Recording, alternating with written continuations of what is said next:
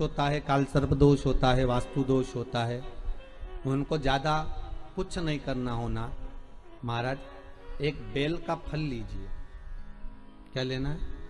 Bell का फल, बेलपत्री का जो फल होता है उसको ले लो। उसके अंदर का जो गुर्दा होता है, अंदर का जो भाग होता है, उसको निकाल लीजिए और उस बेल के फल में आटा सेक कर उसमें शक्कर मिलाकर उसको उसके अंदर भर लीजिए।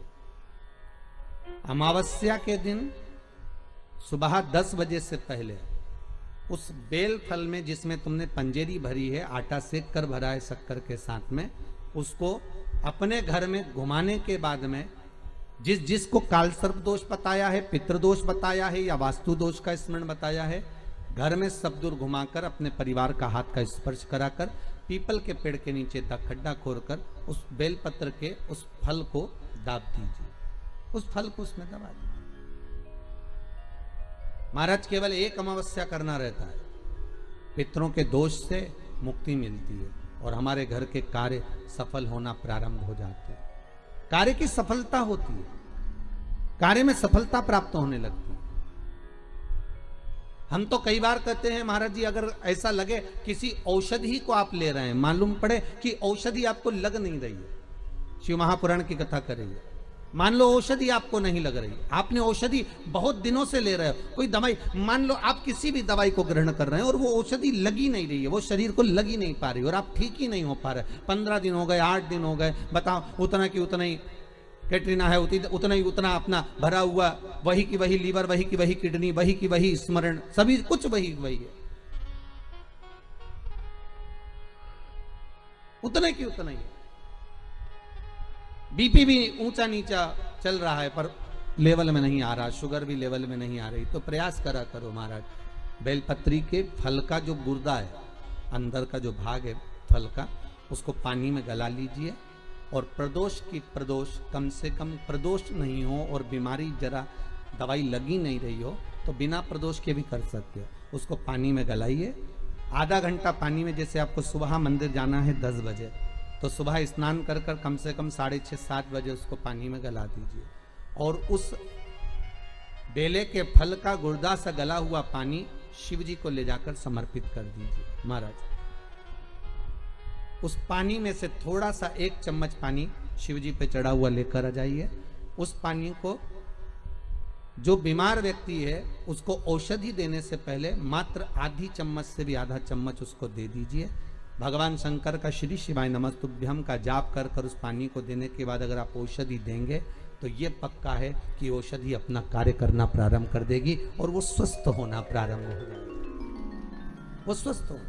जिंदगी में कर्जा ही कर्जा डूबा हुआ है, कर्जे में लदा लूम हो और कोई उन्नति हो ही नहीं रही, बहुत कष्ट में हो गए, तो प्रदोष के दिन बेलपत्री के वृक्ष के नीचे दीप लगाएं, शिव जी के मंदिर में जाकर दीप लगाएं और अपने घर के दरवाजे, तालाब, बावड़ी, कुआं, कहीं ना कहीं जो आपके पास में हो वहां पर एक घी का दिया, बत्ती का मुंह दक्षिण की ओर कर कर अवश्य जला कर जाना, सारे पितृदोष समाप्त हो जाएगा, सारा पितृदोष समाप्त। अमावस्या के दिन किसी भी जलाशय के पास में, नदी, तालाब, बावड़ी, कुआं, जो आपके शहर में, आपके गांव में, आपके नगर में हो, वहां जाकर लगा दे। अगर नदी, तालाब, बावड़ी, कुआं नहीं है तो पीपल का वृक्ष हो या बेलपत्री का वृक्ष हो या बट का वृक्ष हो, उसके नीचे लगा दो प्रदोष काल में, पर अमावस्या के दिन लगाएं जरूर।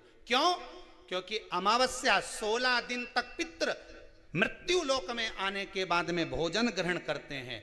अमावस्या के दिन पितृ शाम के समय प्रदोष काल में शंकर भगवान का नाम जाप कर कर नदी, तालाब, बावड़ी पर पानी पीने जाते हैं, वहां से जल का आचमन कर कर पितृ अपने लोक को चले जाते हैं प्रदोष काल के समय पर। इसलिए प्रदोष काल में जलाशय के पास में, बावड़ी, कुआं, नदी, तालाब के किनारे पर दिया लगाया जाता है दक्षिण की ओर मुख कर कर बत्ती का, तो पितृ आशीर्वाद देते हुए जाते हैं कि फलो फूलो, आगे बढ़ो, उन्नति करो, तरक्की करो। ये पितरों का आशीर्वाद रहता है,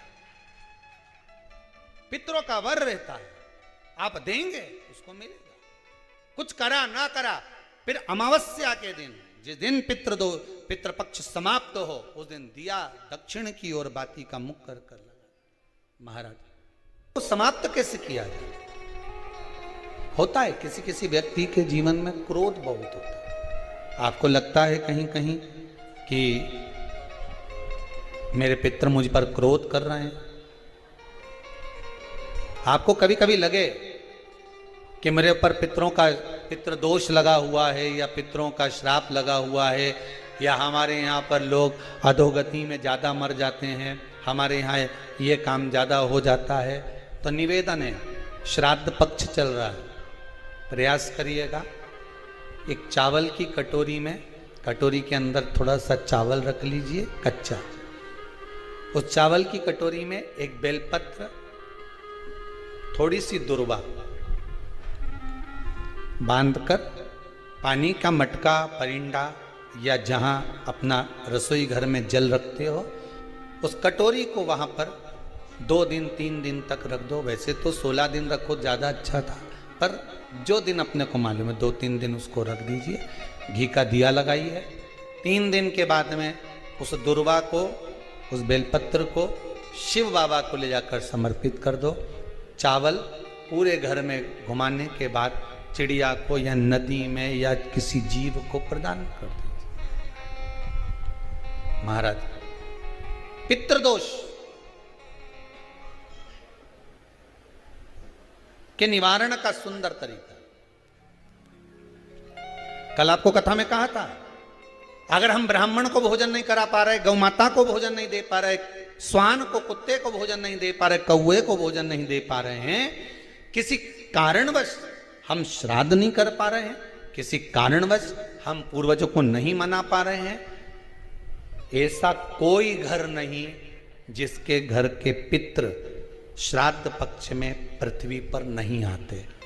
तुम पूछो मत पूछो, तुम्हारे घर के पूर्वज तुम्हारे यहां जरूर आते। दरवाजे पर आकर खड़े होते हैं पितृ, दरवाजे पर आकर हमारे घर के पितृ खड़े होते हैं, स्मरण करते हैं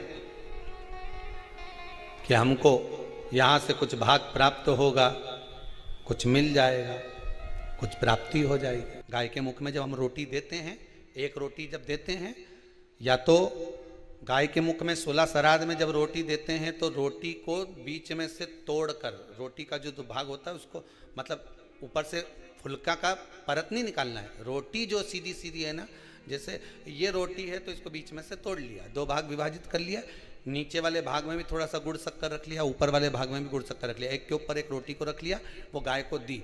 तो अपन श्राद्ध पक्ष में 2 पूड़ी का प्रमाण है कि गाय को 2 रोटी दी जाती है, कुत्ता को 2 रोटी दी जाती है। 2 पूड़ी रख के देते हो, नहीं देते? आप लोग तो देते होगे, 2 पूड़ी के ऊपर पूड़ी रखकर, थोड़ा सा मीठा रखकर, नमकीन रखकर, कुत्ते को भी देते, 2 पूड़ी तोड़कर कागा को भी देते हो। 2 पूड़ी का प्रमाण कहां से आया?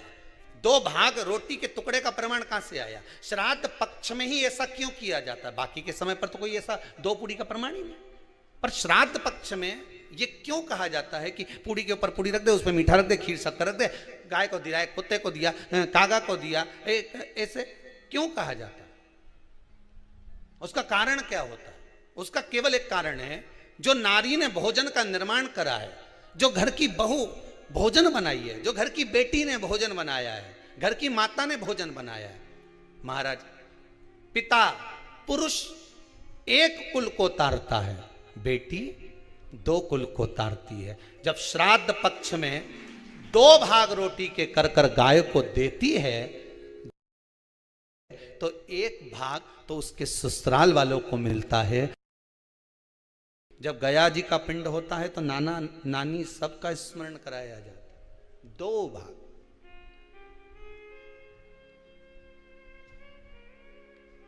पुण्यता प्राप्त।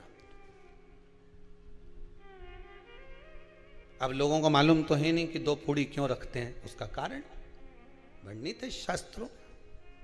दोनों पक्ष तारने के लिए, दोनों पक्ष का स्मरण कराने के लिए। महाराज बिंदु प्रेत योनि में पड़ा, चंचुला देवी उनके मोक्ष का प्रयोजन कर रही है, प्रयास कर। क्या करा जाए कि इनको मोक्ष मिल जाए? कहा शिव महापुराण की कथा। पार्वती मैया की सहेली बन गई और पार्वती मैया ने शिव महापुराण में प्रेत योनि से मुक्त होने के लिए कहा, तुम रुका जी के यहाँ जाओ, देवऋषि नारद के पास जाओ। नारद जी ने तुम रुका जी के पास भेज दिया। क्यों?